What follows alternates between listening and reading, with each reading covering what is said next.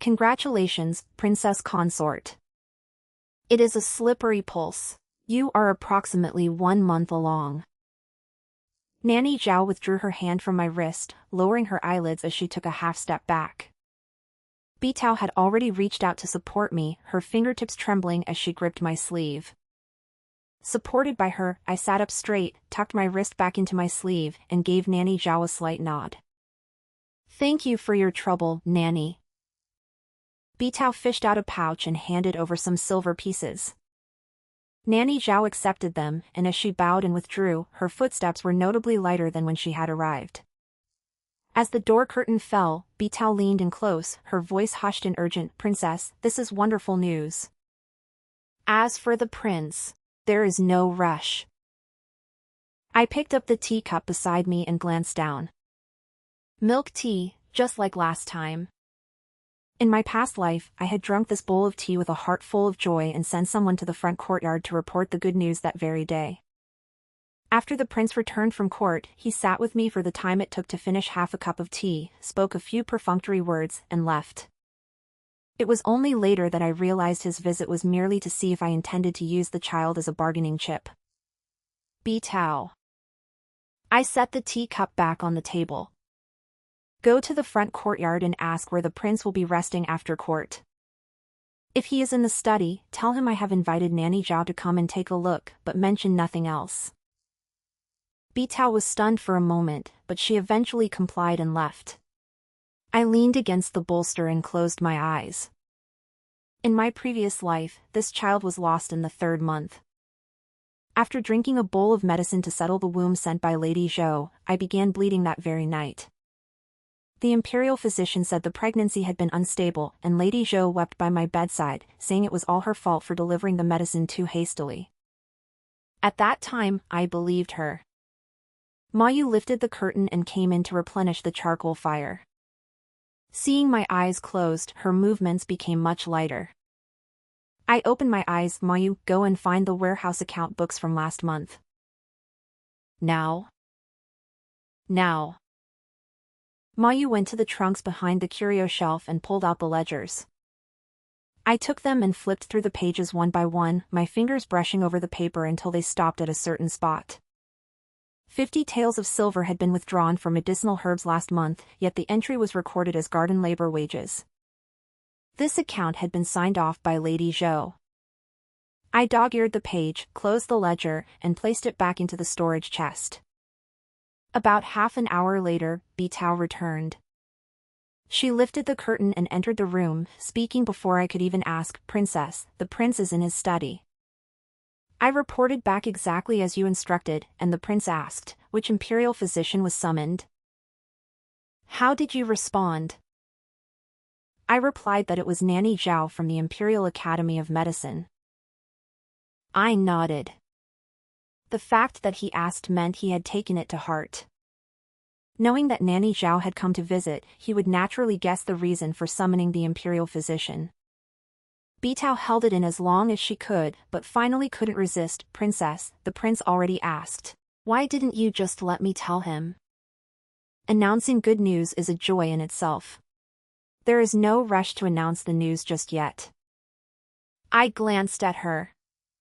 What he deduces on his own will stay on his mind more than what he is simply told.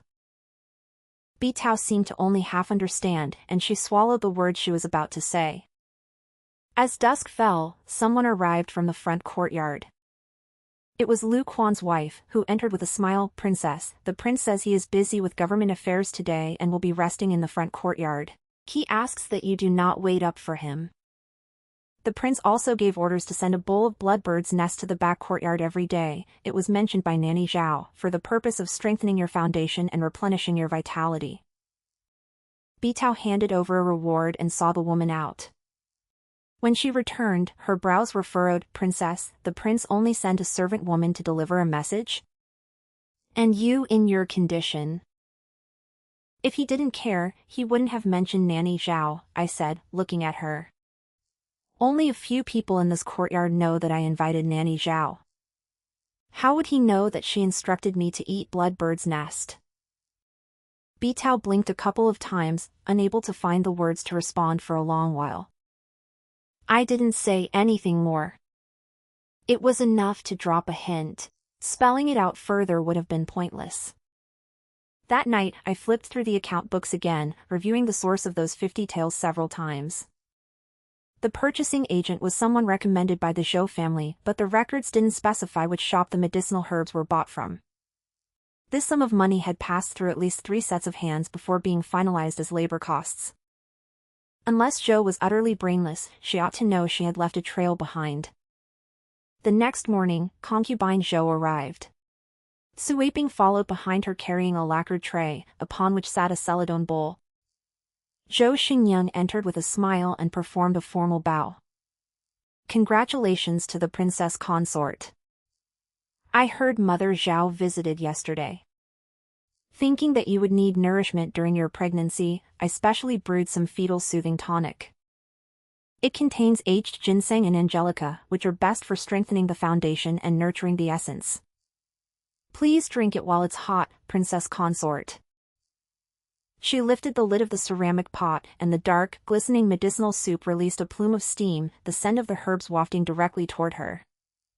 Angelica to invigorate the blood, aged ginseng to boost the qi. What effect these 2 ingredients would have when combined for a woman who had just conceived, she, a concubine who had managed the household affairs for 2 years, could not possibly be unaware. You have gone to a lot of trouble, Auntie. I stood up, walked to the lacquered tray, and picked up the medicinal pot. Zhao Xingyang's gaze followed my fingers for half an inch. I did not look at her. Instead, I lowered my head to sniff the brew, then raised my brows. Auntie, is there Angelica added in here? Zhao Xingyang's smile stiffened for a moment, I thought. Nanny Zhao specifically instructed that my constitution is currently prone to excessive heat, and I must avoid Angelica sinensis. I set the medicine bowl back onto the lacquer tray and pushed it back. You likely didn't know and meant well. Give this bowl to Bitao. She's been coughing so much lately she can't sleep, and this should help clear the phlegm. Bitao took the hint, picked up the medicine bowl, turned, and left the room. Zhao Xingyang's gaze followed Bitao's back until she reached the door curtain. When she looked back, the smile was still forced upon her lips, but the light beneath her eyelids had dimmed significantly. It was my oversight. I'll have the kitchen stew something mild and nourishing instead. No need.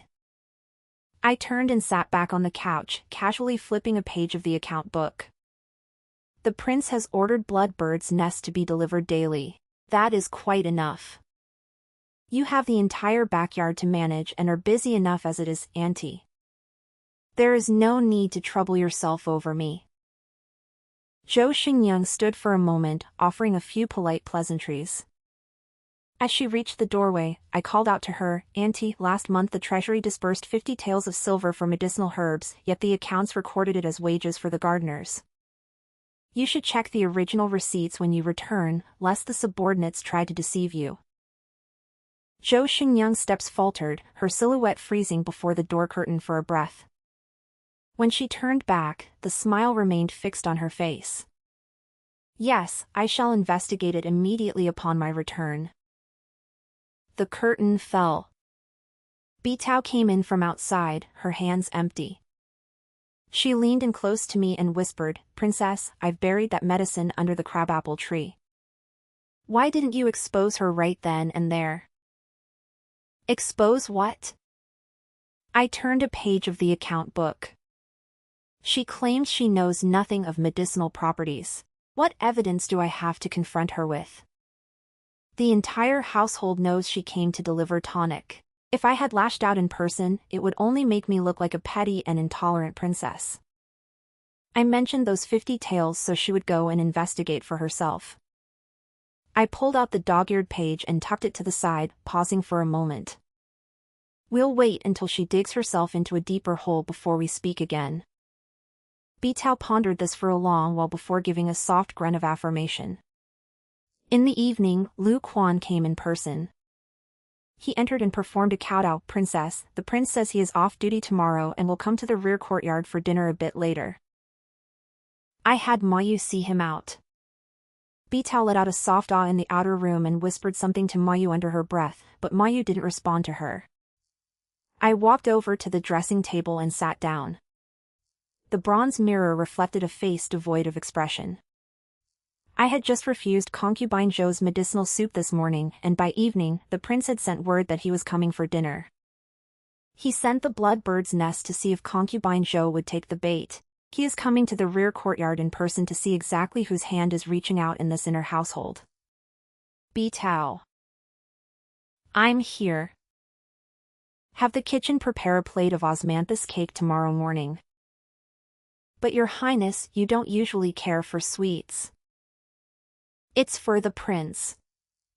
Don't add any icing. He doesn't like things too sweet. Bitao gave a word of assent and went down to deliver the message. Mayu came in from outside to help me remove my hairpins. Her hands were steady, and she didn't say a single unnecessary word. The bronze mirror reflected her lowered eyes. I glanced at her and said, Mayu, the prince is coming for dinner tomorrow. Go and fetch sweeping from concubine Zhao's courtyard to help serve the dishes. Mayu's hand paused for a brief moment. Yes. She didn't ask why. She was more composed than Bitao, and she understood that my calling for sweeping wasn't because I was actually short-handed. The wind picked up outside, and the lanterns under the eaves swayed twice. I closed my eyes. Regarding tomorrow night's dinner, whether or not to drink the soup was a trivial matter. Whether or not I could remain seated in this chair as the mistress of the house was the matter of consequence. Princess consort, all the dishes are ready. When Bitao came in to report, Suiping was just entering from outside carrying the final soup dish. She took small steps, her head bowed, and after placing the clay pot at the corner of the table, she retreated behind concubine Zhao. Zhou Xinyang sat in the lower seat and smiled as she served me a portion of food. You look well today, princess consort. This old duck soup has been simmering for 4 hours. Please, have a taste. I glanced at the bowl of soup. The broth was clear, with a few goji berries floating on the surface, and there was no scent of medicinal herbs. Leave it there, I said, offering her a small smile. I'll have it once the prince arrives. The curve of Zhou Xinyang's lips remained unchanged, but her knuckles turned slightly white as she withdrew her hand. She hadn't known the prince was coming for dinner. Lu Quan hadn't passed the message through her, and the kitchen hadn't sent word via her courtyard either. It was only now that she realized tonight's spread wasn't laid out for me alone. Footsteps echoed from the corridor. Outside the door, Lu Quan announced, the prince has arrived, and as the curtain was lifted, Xiaoyan stepped inside. He wore a set of black everyday robes with subtle patterns embroidered on the cuffs. Upon entering the room, he first scanned the people at the table. His gaze passed over my face, skipped past Zhou Xinyang, paused for a brief moment on Suiping, and finally settled back on the untouched bowl of soup in front of me. I rose to perform my salutations. Zhou Xinyang stood up as well, her waist bent 3 inches lower than mine. Sit, Xiaoyan said as he took his seat at the head of the table, his voice devoid of any inflection. Serve the food. Bitao and Suiping took turns arranging the dishes. Xiaoyan took one bite and didn't pick up his chopsticks a second time. Beside him, Zhou Xinyang offered a few smiles and made small talk, mentioning that the plum blossoms in the garden had bloomed and that several new bolts of fabric had arrived in the storehouse, to which Xiaoyan responded with a simple I placed a piece of osmanthus cake into the small saucer before him with my chopsticks. The cake was a pale yellow, sprinkled with dried osmanthus flowers and prepared without icing. Xiaoyan's gaze fell upon the saucer, lingering for a brief moment. How did you know I don't eat sweets? Last time Lu Quan's wife came to deliver a message, she mentioned that your highness barely touched your dinner and left most of the snacks the kitchen sent over. I guessed they were too sweet. I withdrew my chopsticks, my tone casual. This batch has no icing, relying only on the natural sweetness of the osmanthus. Please, give it a taste. Xiaoyan didn't touch the plate of pastries, but he didn't push it away either. He picked up his teacup, took a sip, and suddenly spoke, Did Nanny Zhao come by? She did. What did she say? She said my qi and blood are a bit too vigorous and need to be nourished gently. I put down my chopsticks and looked at him. Nanny Zhao also specifically reminded me of several things to avoid, such as Angelica. I did not look at Zhou Xingyang when I spoke the word Dangue. But in my peripheral vision, I saw her hand, clutching a handkerchief, pressed against her knee, her fingertips sinking into the fabric and pressing out deep creases. Xiao Yan took another sip of tea, since it was Nanny Zhao who said it, then do as she says. Yes. A moment of silence fell over the table. Sui Bing stepped forward to serve the soup. As the lid of the clay pot was lifted, steam billowed upward. Her hand was steady, ladling the broth spoon by spoon until the bowls were full but not overflowing. Is Sui Bing from concubine Zhou's courtyard? Xiao Yan suddenly asked. Sui Bing's hand trembled, and the soup spoon struck the rim of the bowl with a sharp *** star. Zhou Xingyang immediately chimed in, she is from my courtyard, and her hands are clumsy. Please forgive her, Your Highness. I thought that since the princess is pregnant and could use an extra hand, I would have her come over to help serve dishes for a few days. You are quite attentive. Xiao Yan set down his teacup and glanced at me. Is the princess's courtyard short-staffed? There are enough people, I said, refilling Xiao Yan's tea. It was simply Auntie Zhou's kind intention, so I allowed Sui Bing to help for a few days. It also happens to be a good opportunity for Bitao to learn the proper etiquette for serving a meal. Xiao Yan withdrew his gaze and asked no more. The meal lasted less than 3/4 of an hour. By the time Xiao Yan set down his chopsticks, the half-piece of osmanthus cake on his plate had vanished at some point, leaving only crumbs at the bottom. I saw it but said nothing, rising to see him to the door. As he stepped over the threshold, he paused for a moment and turned his head, his voice dropping half a tone, the night is chilly. Go back inside. Safe travels, Your Highness. He disappeared around the corner of the corridor with Lu Quan. I turned to walk back, and Bitao followed behind me, whispering excitedly, Princess, did you see? The prince actually ate that piece of cake. I saw it. And when you mentioned the Angelica, Auntie Zhou's face. We'll talk back at the house. I stepped into the room, and Zhou Xingyang was still standing by the table, having not yet left. Seeing me enter, her face broke into a smile once more. Princess, the prince truly has you in his heart. He stayed for so long on his very first visit to the inner quarters for a meal. Hum. I sat back down on the couch and set aside the bowl of old duck soup, which had already gone cold. You've worked hard too, Auntie. Go back and get some rest. Sui Bing, stay for a moment and help me clear away the dishes. The smile on Zhou Xingyang's face faltered for an instant, but she said nothing, simply curtsied and took her leave. Sui Bing stood where she was, clutching the fabric at the sides of her skirt, not daring to look up. Sui Bing. I flipped open the account book beside me, my tone gentle. How many years have you been in concubine Zhou's courtyard? Replying to the princess, it has been 3 years. How much is your monthly allowance? 1 string of coins. 1 string. I turned a page. The monthly allowance for a second-class maid in this manner is 1 string and 200 coins. You've been in the concubine's courtyard for 3 years, receiving 1 string from start to finish, without a single raise in between? Sui Bing remained silent. Bitao let out a questioning from the side, clearly only just realizing what was happening. I closed the account book. Go on back now, and don't go blabbing to the concubine about today's matters. If you have anything to say in the future, come sit in my courtyard in the evening. Sui Bing performed a curtsy and left, her pace significantly quicker than when she had arrived. Bitao closed the door and turned back to look at me. Princess, about the monthly stipends you mentioned just now. Auntie Zhou has managed the household for 3 years.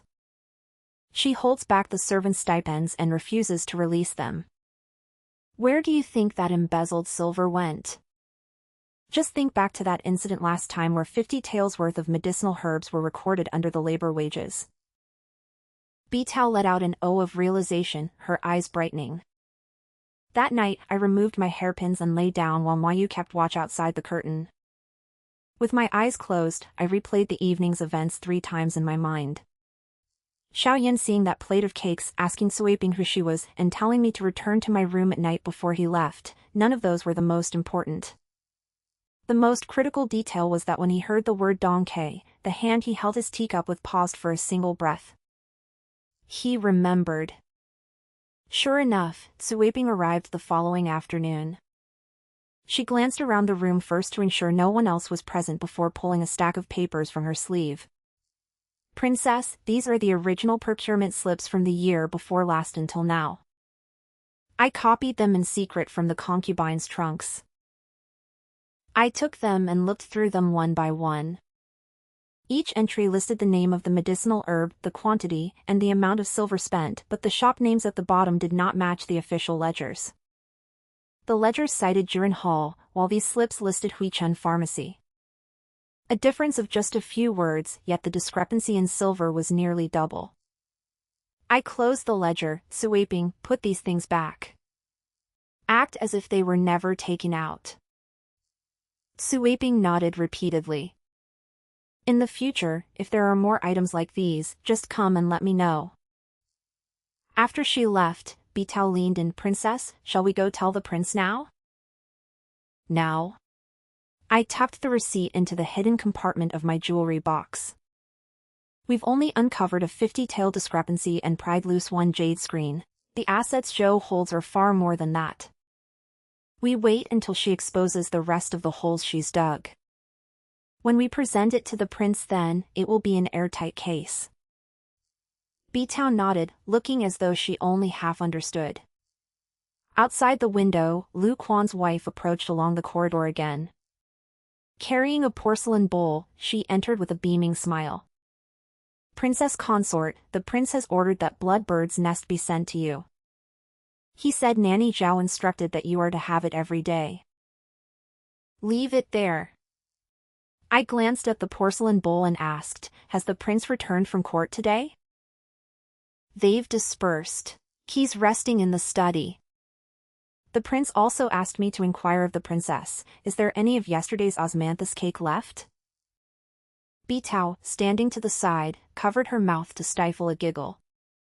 I glanced at her before turning back to Lu Quan's wife.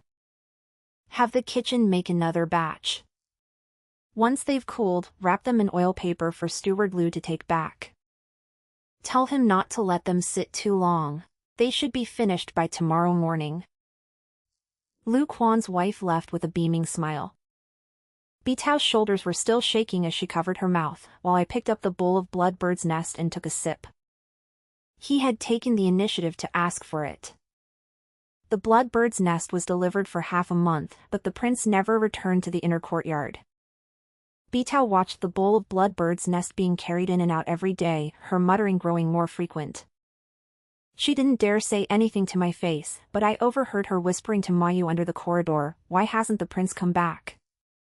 Didn't he enjoy the osmanthus cakes last time? Mayu did not respond. I didn't mind them. It was only natural that they didn't come. Given Xiaoyan's temperament, the fact that he had come to the back courtyard for a meal for the first time and sent someone the next day to ask for osmanthus cakes was already a massive step forward for him. Anything further would be crossing his boundaries. On the evening of the 15th day, Lu Quan arrived. He kowtowed as soon as he entered, a smile on his face when he looked up. Princess, the prince is staying in the front courtyard tonight and won't be coming over for dinner. The prince said he has been busy with many affairs lately and asked that you do not wait for him. Understood. I had Bitao bring out a reward.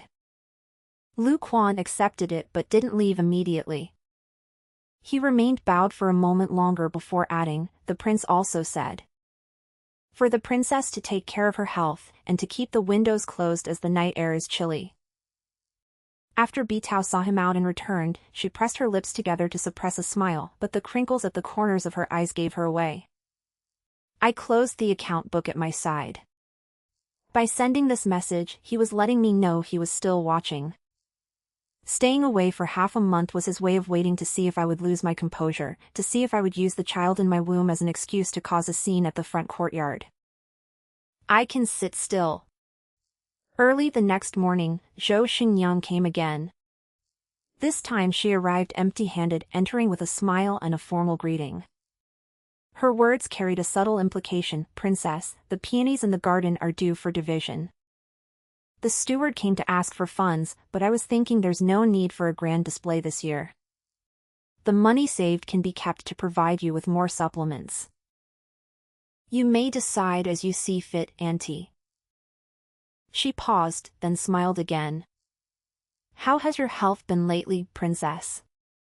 I see your complexion has improved significantly. Bloodbird's nest is truly nourishing."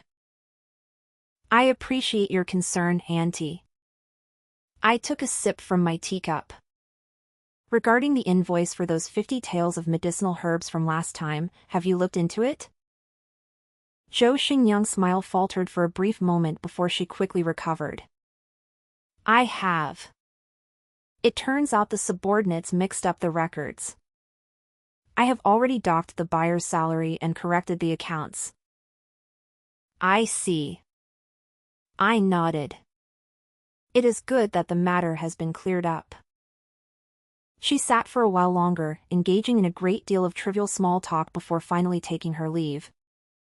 Bitao peeked out from behind the curtain to watch her walk away, then lowered her voice and said, "Princess, did she alter the accounts?" "She altered the ledger, but the original receipts are still tucked away in her storage chest." I set down my teacup. If she thinks changing the ledger will wipe the slate clean, then let her think so.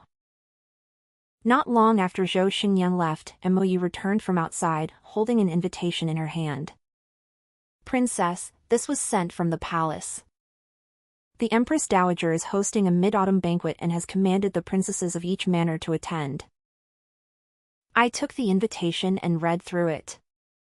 The palace banquet was scheduled for 3 days before the mid-autumn festival. The primary consorts of each princely manor were to attend with gifts, and concubines were not permitted to accompany them. The invitation was stamped with the phoenix seal, written by the Empress Dowager herself. In my previous life, I didn't make it to this palace banquet. At that time, I had just lost my child and was bedridden, unable to get up, so I let Zhou Xingyang go in my stead. She toasted several elderly prince regents on behalf of the prince at the banquet, and after she returned, the way Xiaoyan looked at her changed. I only found out later that she had secured support from the Ministry of War for the prince during that event. "In this life, I am going." Send the reply. I handed the invitation to Mayu. "Say that the Princess of Jing will enter the palace on time." Mayu answered and headed out. Bitao leaned in. "Your Highness, are you going to the palace?" "The Empress Dowager's banquet." "I am." I stood up and walked to the dressing table, pulling open the bottom drawer of the jewelry box. Tucked inside were the duplicate lists Suaping had copied and that dog-eared page from the ledger. "There is one more thing to settle before I go." That night, I summoned Suaping. She glanced around cautiously as she entered, then shut the door tightly behind her. "Suaping, besides the ledgers in concubine Zhou's courtyard, who else is in charge of purchasing medicinal herbs?" Suaping thought for a moment. "There is also an old maidservant named Sun, whom the concubine brought from her maiden home. She handles all the incoming and outgoing medicinal herbs. That 50 taels last time, it was Mother Sun who went to Huichun Pharmacy to collect the goods." "Where does Mother Sun live?" "The third house at the east end of the street behind the manor. The concubine rented the room for her." "I see." I took a string of copper coins from my vanity case and placed them on the table. "Suaping, I need you to do something for me. Tomorrow morning, go to Huichun Pharmacy, spend 1 tael of silver to buy a bag of the most common Angelica root, and have the shopkeeper write out a prescription. Have the signature read purchased for concubine Zhou's courtyard, Prince Jing's manor. Bring that prescription back to me. Sui Bing took the money, nodded, and left. Bitao had been listening from the side without interrupting. Only after the woman had gone did she ask, "Princess, why did you have her by Angelica root? Didn't Nanny Zhao say you must avoid it? This packet of Angelica isn't for me to eat." I pressed the receipt back under the jewelry box. "It's for the prince to see." Bitao blinked, letting out a slow, realization-filled "oh." 2 days later, Sui Bing delivered the prescription. The paper was freshly cut, inscribed with the words 5 Mace of Angelica, totaling 1 tael of silver, and bore the seal of the Huichen Pharmacy along with a line of small characters reading purchased by Zhou Yuan of the Prince Jing estate. I took the prescription and placed it together with the duplicate receipts. The day before the Mid-Autumn Palace banquet, when Lu Quan came to deliver the blood-bird's nest, I had Bitao ask him to stay for a moment. "Steward Lu, I have something I must trouble you to bring to the prince." I took out an envelope and handed it to him. The envelope was thin, containing 3 items: the page from the ledger with the folded corner, the duplicate purchase receipt copied by Sui Bing, and that Angelica prescription from the Huichen Pharmacy. Lu Quan's hand was steady as he took it. He asked nothing and withdrew with a bow. Bitao stood behind the door curtain, watching him until he was far off. She turned back to look at me. "Princess, you're handing it over just like that?" "I have to enter the palace tomorrow. The matters of the inner household must be settled before I leave." I picked up the blood bird's nest and took a sip. Over the past few years, Lady Zhou has embezzled monthly allowances, falsified procurement records, and sent blood-circulating herbs to me disguised as pregnancy-stabilizing tonics. These 3 things combined are enough for Lu Quan to speak before the prince for the time it takes a stick of incense to burn. Bitao clenched her fingers. "But when the prince sees it, will he think we are just filing a complaint? Tattling?" I glanced at her. The ledgers were signed by her own hand, the stubs were recovered from her own trunks, and the prescription bears the official seal of the Huichen Pharmacy. When you put these things together, they are called evidence. Bitao asked no further questions. As dusk approached, Lu Quan returned. He did not enter the room, but instead had Bitao relay a message from the corridor. "The prince says he is aware. He asks the princess consort to attend the palace banquet tomorrow with a peaceful mind. The matters of the inner household will be addressed upon her return." I knew then that he had finished reading them. "Steward Lu," I said through the door curtain, "please convey a message to the prince. When he returns from the palace banquet tomorrow, the plate of osmanthus cakes in my room will still be warm." Lu Quan responded with a yes from outside, and the sound of his footsteps faded away. Bitao stood beside me, watching. Her lips moved slightly as she asked, "Princess, do you think the prince will understand what you mean by that?" "He understands." I rose and walked to the window. Outside, a crescent moon hung from the corner of the eaves, and the lamp in concubine Zhou's quarters in the northwest corner of the rear courtyard was still lit. She might still be sitting there with her lamp lit at this time tomorrow, but the day after that was another story. "Bitao, prepare my palace attire for tomorrow morning. Not too plain, but not too flashy either, just something dignified enough to command the room." "Yes. And one more thing." I closed the window and turned to look at her. "Find my pair of ruby earrings. The Empress Dowager saw me wearing them last time and said they looked lovely." Bitao acknowledged my request and went to search through the storage trunks. I sat down, picked up the untouched plate of blood bird's nest beside me, and took another sip. The person in charge of the household affairs in this inner court would change the day after tomorrow, and as for that plate of osmanthus cakes, if Xiaoyan didn't come to collect them tonight, he would surely come for them after returning from the palace banquet tomorrow. Since he said "I understand," it meant he had taken the bait I offered. For a prince who was the sole heir of 5 generations, the one thing he could never tolerate was not the petty jealousies of the inner court, but someone reaching their hands toward his unborn offspring. He didn't mention the matter of the Angelica soup, but I was certain he had committed it to memory. By the time the palace banquet concluded, it was already the hour of shujing. As the carriage rolled over the stone path of the palace gates, I leaned against the carriage wall with my eyes closed, the sound of wheels grinding against the bluestone echoing in my ears. The Empress Dowager had glanced at me several times tonight. Her gaze lingered for a moment when it fell upon my lower abdomen. She said nothing, but she bestowed upon me a pair of jade receptors. She knew. News within the palace never traveled slower than news outside. Princess, we have arrived. Bitao lifted the carriage curtain to help me down. As I stepped through the manor gates, I caught a glimpse of the porter's lodge out of the corner of my eye. Lu Quan was not there. He had been replaced by a strange-faced young servant on guard. I withdrew my gaze and walked inside, my pace neither hurried nor slow. Entering the inner courtyard, I noticed several extra lamps had been lit along the corridor, making it brightly illuminated, unlike the usual stillness of the rear residence after nightfall.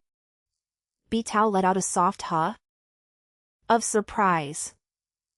I didn't stop, walking straight toward the main room. When I pushed the door open, someone was sitting inside. Xiaoyan sat in the seat of honor, a plate of osmanthus cakes resting by his hand. A corner of one cake was missing, with crumbs scattered along the rim of the dish. My movements faltered for a breath as I entered, before I promptly curtsied. Greetings to your highness. Get up. He set down the teacup in his hand, his gaze falling upon me as he looked me over from head to toe. His eyes lingered on my lower abdomen for about the same amount of time as the Empress Dowager's had, a brief, deliberate pause. Was the palace banquet to your liking? It was well. Her Majesty the Empress Dowager bestowed a pair of jade receptors upon me. MHM. He withdrew his gaze, his fingers tapping twice on the tabletop. It is good that you are back. I walked over and sat down across from him. 3 items were spread out before him, the dog-eared page from the ledger, the duplicate list copied by Suiping, and the Angelica prescription from Huichun Pharmacy. The prescription lay on top, the ink still fresh. Have you looked them over? I asked. I have. Did anyone from Auntie Zhou's side come by tonight? She came by. Xiaoyan picked up his tea and took another sip. She arrived outside the study at the 3rd quarter of the hour, saying she wanted to deliver some prenatal tonics for you, but Lu Quan stopped her. I nodded. She was panicking. I had been in the palace all day, and since she couldn't be sure whether I had handed anything over, she wanted to use the tonics as an excuse to feel me out. How does your highness plan to handle this? Xiaoyan set down his teacup and looked at me. His gaze lingered a bit longer than usual tonight, as if he were weighing something. After a long silence, he finally spoke. Did you go through those account books yourself? Yes. Was it you who ordered the carbon copy to be seized from her storage chest? Yes. And was it also you who sent someone to buy the prescription? Yes. After these questions were asked, the room fell silent for a moment. I sat motionless, waiting for his next words. He gathered the 3 items together, stacked them neatly, and pushed them to the corner of the table. Tomorrow morning, Lu Quan will go to her courtyard to seal the accounts. Starting tomorrow, the management of the inner household will be returned to your hands. I looked at him. He didn't ask how I knew there was a problem with that batch of medicinal herbs, nor did he ask why I submitted the audit halfway through. He looked only at the results. With these 3 pieces of evidence presented together, Zhou Xingyang could not talk her way out of it.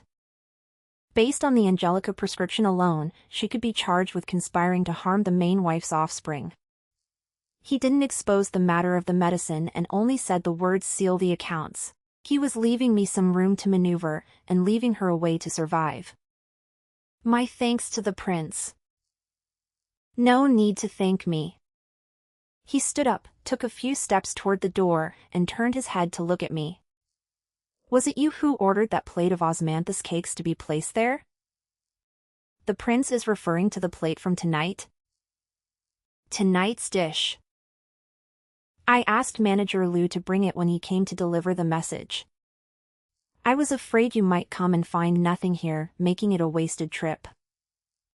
Xiao Yan's gaze lingered on my face for a beat. Without saying anything more, he pushed the door open and stepped out. As he crossed the threshold, his footsteps paused, and just like last time, he turned his head slightly and said in a low voice, "It's cold at night. Close the window." "Safe travels, Your Highness." The door curtain fell. Bitao slipped in from outside, her face tense as she struggled to suppress a laugh. Lowering her voice, she said, "Princess, did you hear that?" The prince said, "It's chilly at night."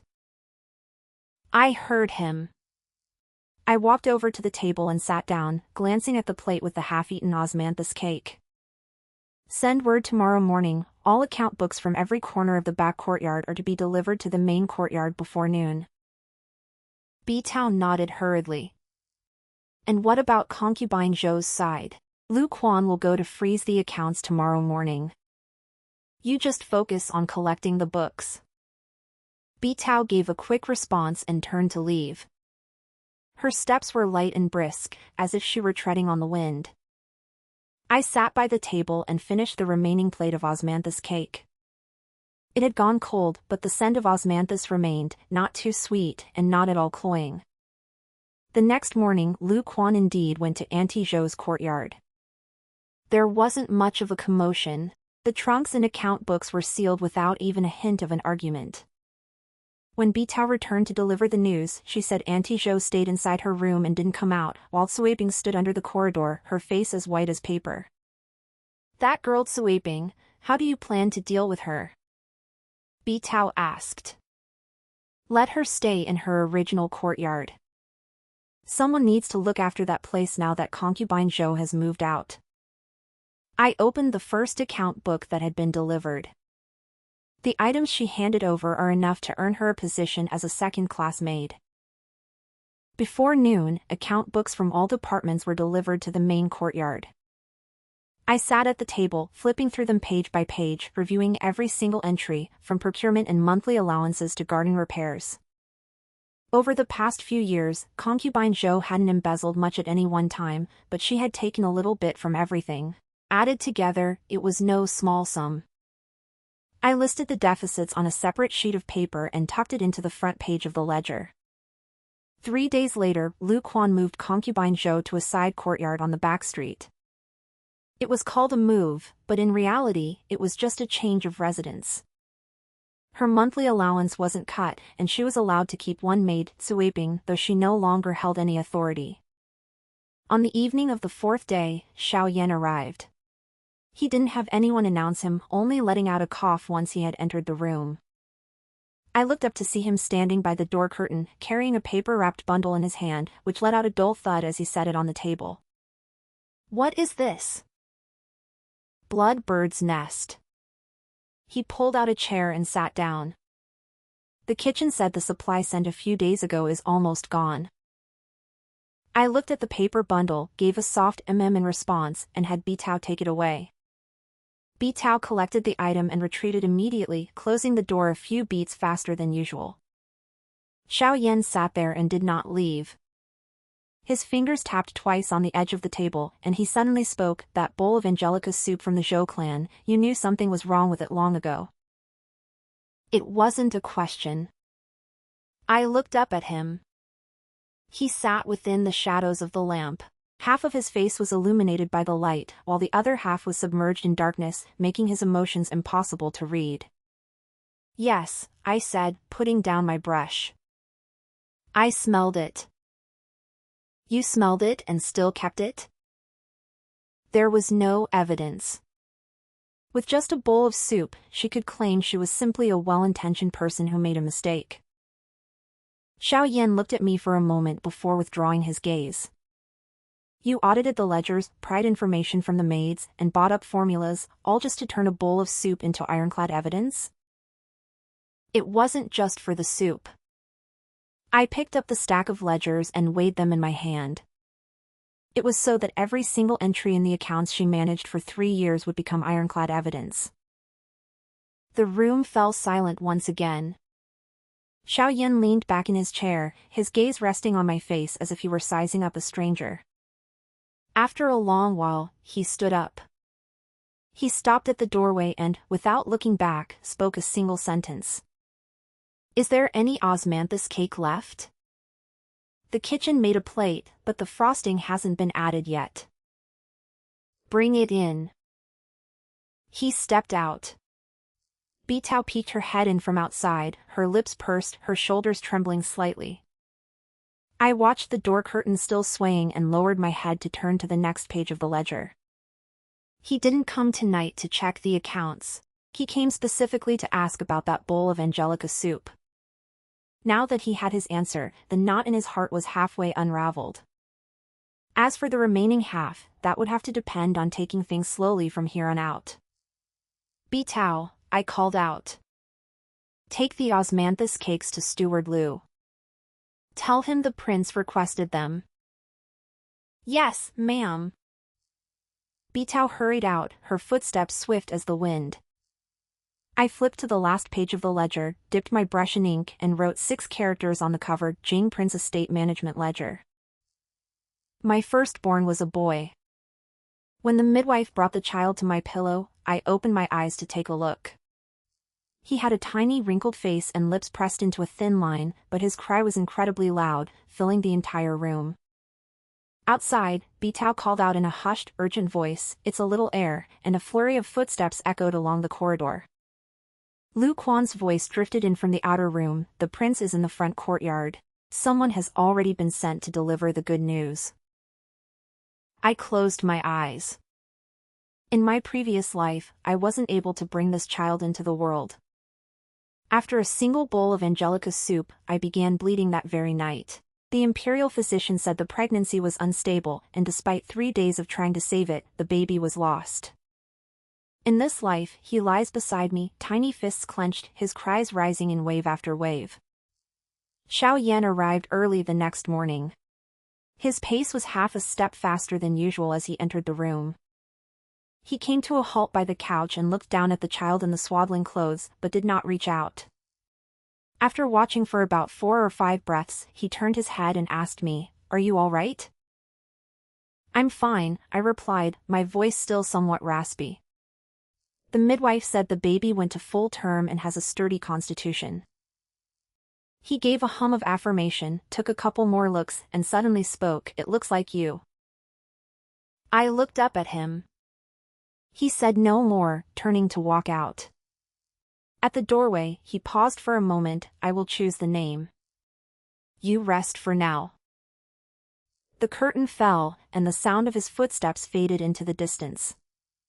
Bitao slipped in from outside, carrying a bowl of poached eggs and brown sugar water. She leaned in close to me and whispered, "Princess." The prince stood outside for quite a while before leaving.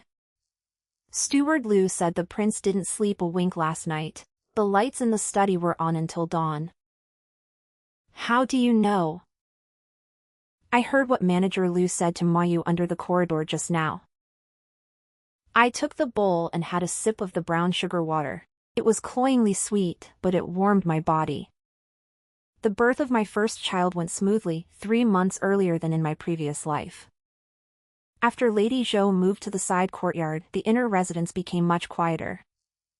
With no one sending suspicious soups or medicines to my courtyard, I ate well and slept soundly during these 3 months, leaving me a circle rounder than I was at the same time in my past life. On the day of the 1-month milestone, Xiaoyan came and handed me a slip of paper. I unfolded it to see, Xiao Jinghuai. *Jing* signifies bright prospects, and *Y* is the name of a river. By choosing the character *Jing* for the middle name, it symbolized a vast and brilliant future. Jinghuai, I repeated the name, looking up at him. "It's a good name." Xiaoyan took the slip of paper, folded it, and tucked it back into his sleeve.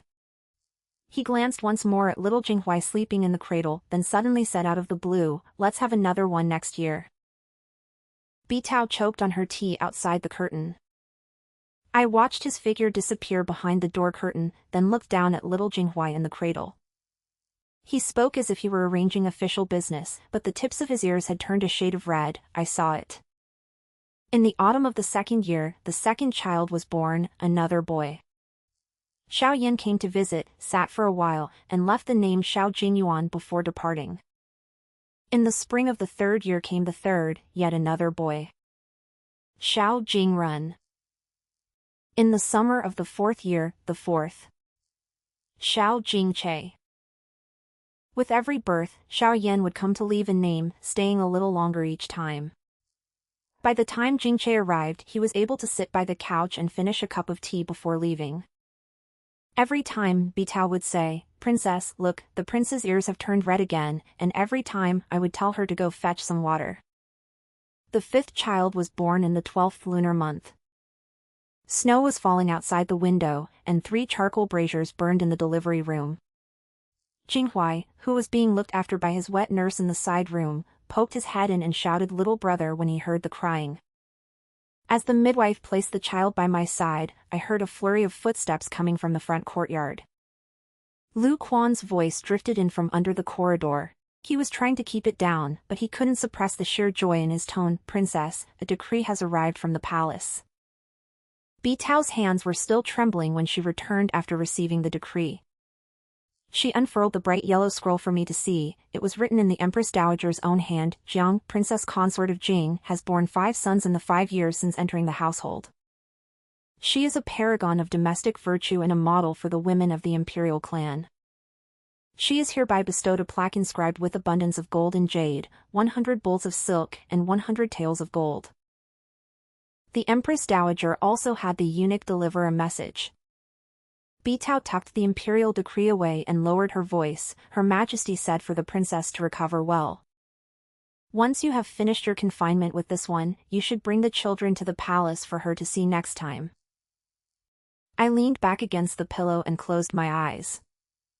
In the 5th year of my previous life, I was still bedridden and recovering from illness.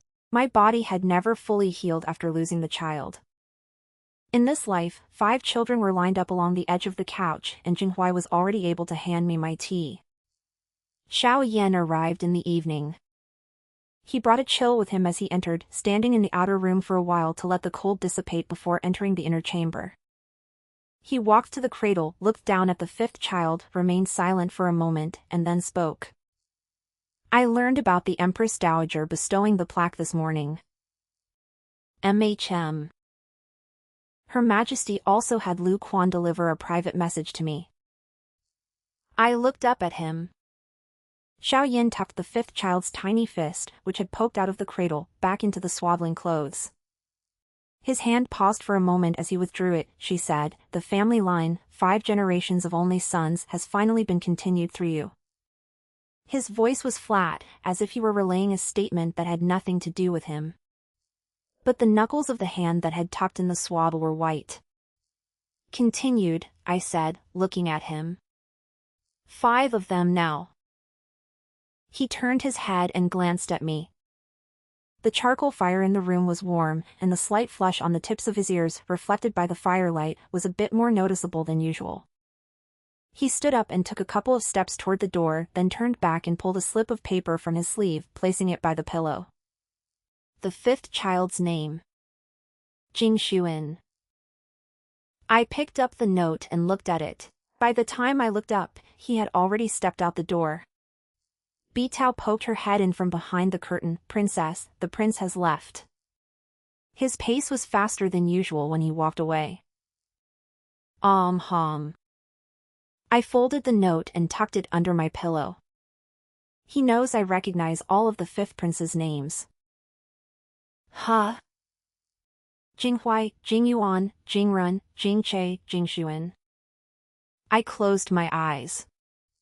All 5 names share the water radical. He knows I'll see it. Bitao froze for a moment, as if sensing the underlying meaning, then covered her mouth and backed out of the room. I lay on my pillow listening to the boisterous sounds of the children in the outer room. Jinghuai was asking the wet nurse, "When will my little brother be able to call me big brother?" while Jing Yuan babbled some sort of response from his stroller.